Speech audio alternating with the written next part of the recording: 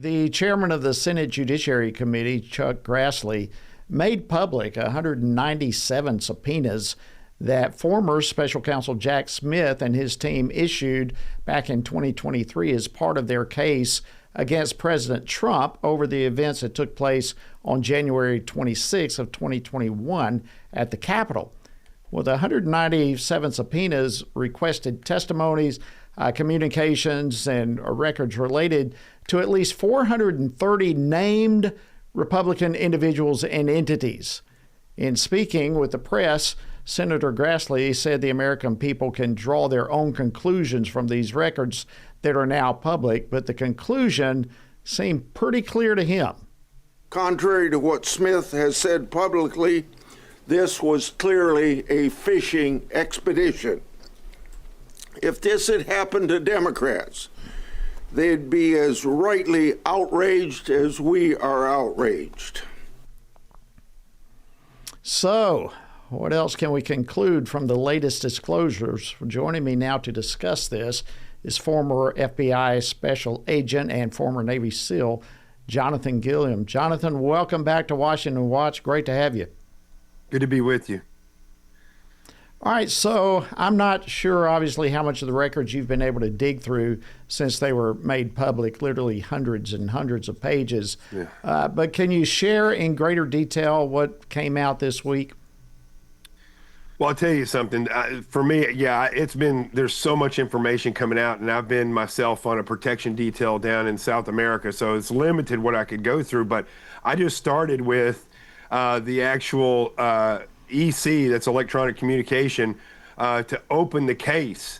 And when you look at that, going from a preliminary to a full case, what typically happens is that an agent will present the information that they found in the preliminary investigation. So when you open a preliminary investigation, you have a complainant, or you have information that leads to the fact that there's reasonable suspicion that something is going on illegal. So you'll open up a limited case, you'll look into it, and if you find evidence for actual criminal activity, then you can request to open up a full case, which means then it goes fully open, so you can access any of the resources of the FBI and carry out a real actual investigation.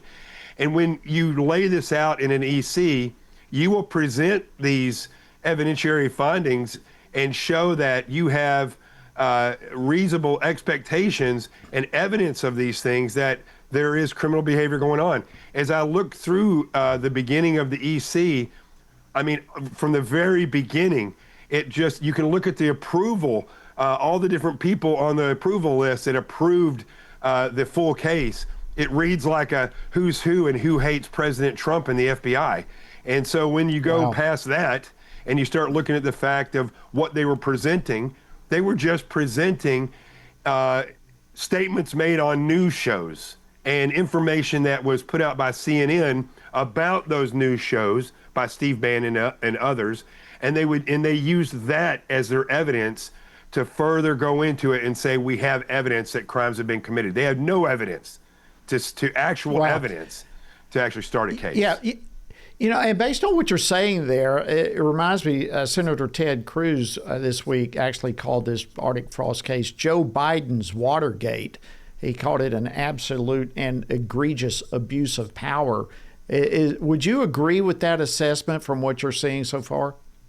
Well, what's interesting in Watergate is you actually had people break into a place and take information so they could utilize that information. In this case, what I'm seeing, not just here, but really all over the world, is that media and social media is now being used as evidence to further cases and investigations in our own FBI.